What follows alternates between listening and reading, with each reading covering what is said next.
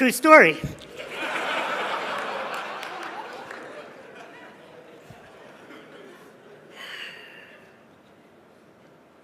Lesson number 1. Never believe a prediction that doesn't empower you. When I was born, the doctors told my parents that I would be dead within the first 24 hours of my life. 35 years later, all those doctors are dead.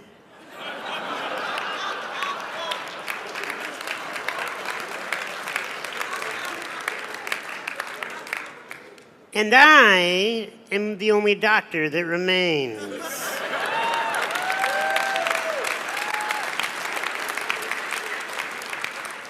Never believe a prediction that doesn't empower you. How many predictions have been thrown at you your whole life? If you believe predictions that do not empower you, you will wither away and die. Either physically die or your spirit will die. You will be given a lot of titles in your life. You will be told so many different things. You must only listen to that which empowers you. The moment people meet me, if they don't know a thing about my resume, they automatically, just by the human nature, think to themselves, oh, it must be so difficult to be that man. If somebody pities me, they're wasting their time. Because I have chosen a life of strength, and I am here to help you choose a life of strength.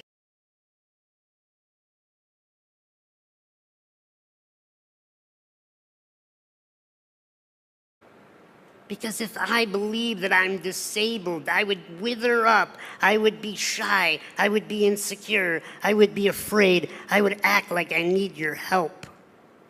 And the rest of humanity would be okay with that. But I choose something else. I choose to be strong. I choose to be a leader. I choose to have words to move this planet. I'll tell you why I was born. And I hope it inspires you to find out why you were born. I was born to rid this world of insecurity.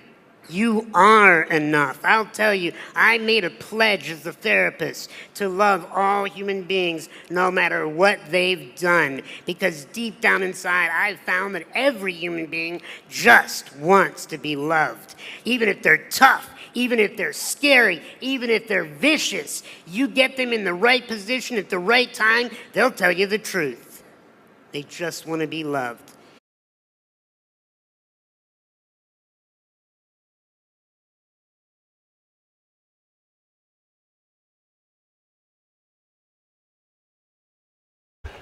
And so that's how it began to go. And I began to see patient after patient that I've been stuck with. Some patients who said that they'd been depressed, had failed therapy for more than 50 years. Some who said they'd never had one moment of happiness in their entire life, suddenly experienced joy and self-esteem.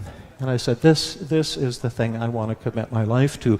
I had just received a grant from the government, a 5-year grant to develop a brain chemistry research laboratory at the medical school.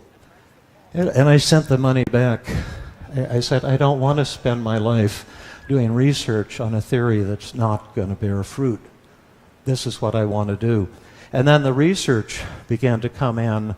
First, a pilot study at Penn that showed that this new form of therapy was as effective, if not more effective, than the best antidepressant drugs. And then study after study has come in, and now it's become the most researched form of psychotherapy in history. How many of you sometimes feel that way? Put your hands up if you've ever struggled with depression or anxiety or self-doubt. It's one of the worst forms of human suffering. I've had patients who told me that they pray to God at night that they could develop cancer so they could die in dignity without committing suicide. Or I've known a friend or a loved one or a colleague who made a suicide attempt. Put your hands up if that's ever touched you. It's one of the most horrible, horrible things.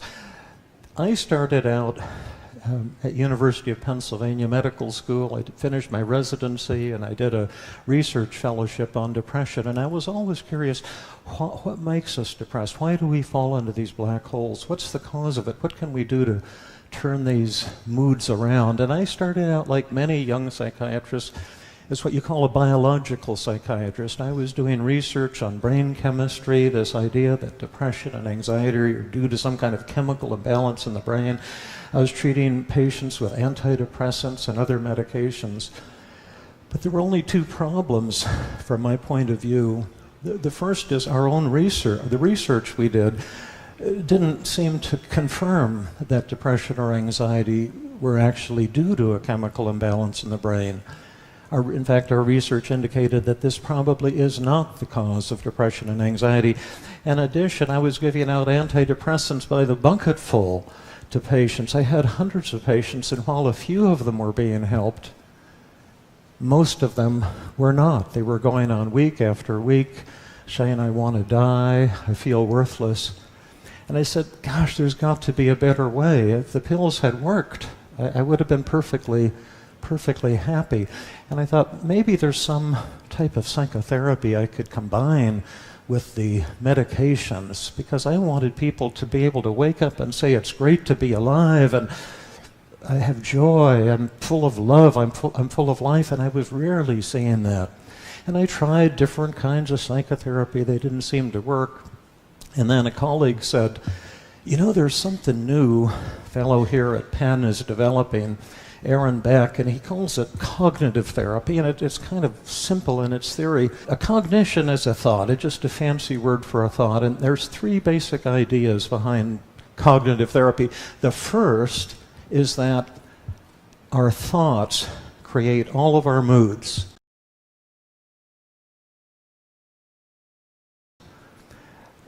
And that when you're depressed and anxious, you're giving yourself negative messages. You're blaming yourself. You're telling yourself something terrible is going to happen. Now, this idea is not new. It goes back to the Greek philosopher Epictetus. Nearly 2,000 years ago, he said people are disturbed not by things, in other words, not by the events of our life, but by the views we take of them. That we create all of our emotions, positive and negative, at every moment of every day through our interpretations of what's going on. Well, the second idea is that when you're depressed and anxious, those negative thoughts, I'm no good, I'm a loser, what's wrong with me, I shouldn't have screwed up, I should be better than I am, those thoughts are not realistic thoughts. They're distorted. That depression and anxiety are the world's oldest cons, and that there's 10 distortions that you always see in the negative thoughts of individuals who are depressed and anxious, like all or nothing thinking. If I'm not a great success today, I'll be a total failure. Shades of gray don't exist. Or overgeneralization, seeing a negative event as a never-ending pattern of defeat, or should statements, or self-blame. And the third idea was that you could train people to change the way they think and then suddenly change the way they feel.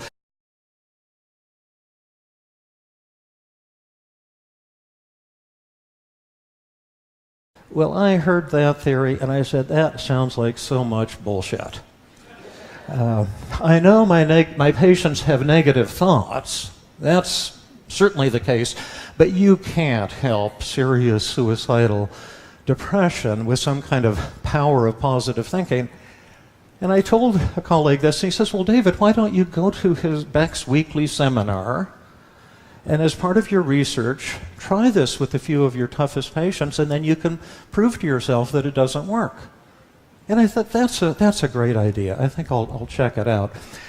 Well, the first patient I tried it out was a woman referred from the intensive care unit of the university hospital. She had made a nearly successful suicide attempt.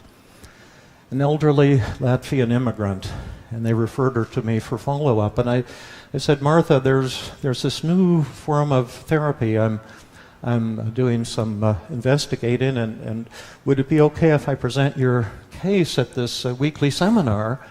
And then I can tell you what they say, and maybe we could find some new techniques. And she was fine with that. She gave me permission, so I presented her case to Dr. Beck and said, "But how would you use this cognitive therapy with someone who's suicidal?" And he said, "Well, our thoughts create all of our emotions. So just ask her, what were you telling yourself the moment you tried to commit suicide?" So I went back to her and I said, "What you were telling yourself the moment you attempted suicide? What were your negative thoughts?" And she said, "Oh, I was telling myself that I'm a worthless human being because I've never accomplished anything meaningful or significant in my life." And she said, "Now what am I supposed to do about that?" Dr. Beck said, "Well, one technique we use is called examine the evidence. See if what you're telling yourself is true or not. Ask her to make a list of several things she has accomplished." She said, "Well, that's just the problem. I can't think of anything." And I don't know, maybe some of you folks felt that way sometimes, look back on your life and say, what have I done that was really meaningful, that was really significant? What did my life really amount to? So I said, well, why don't you take it as a homework assignment? And I did my usual non-specific schmoozing and how are you feeling and do you need a refill on the antidepressant and this type of thing. And halfway through the session, she said, "Well, aren't you going to ask me about my homework?"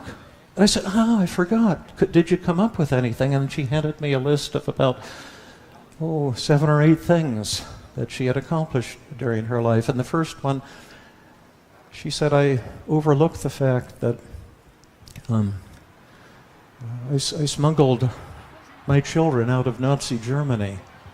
My husband died in the concentration camps.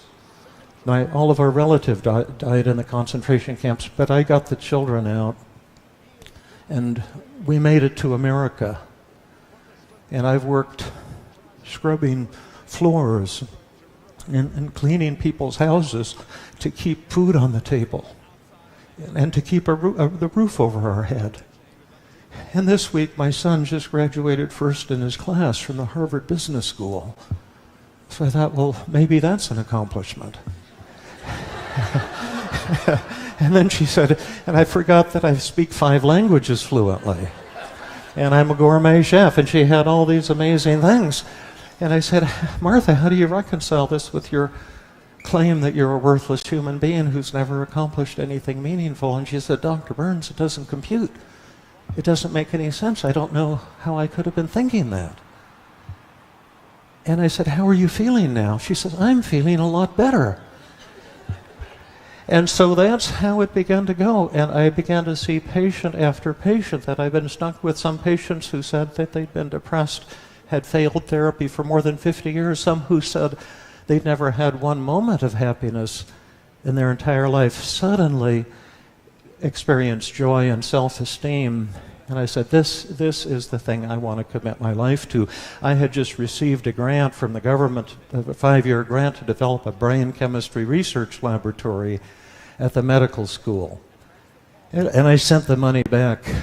I said, I don't want to spend my life doing research on a theory that's not going to bear fruit. This is what I want to do. And then the research began to come in.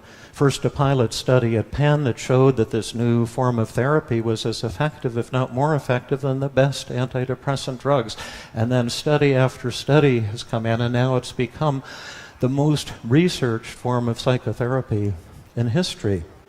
We all got excited, and Dr. Beck said, "David, would you like to co-author the manual that we're writing for therapists so people can learn how to do this new form of therapy?" And I said, "You know, you've got enough people, Brian Shaw, Gary Emery, and others who can co-author that book for you. I think my calling is to write the manual for the patients and for the general public, to show people, give them tools to begin to use these tools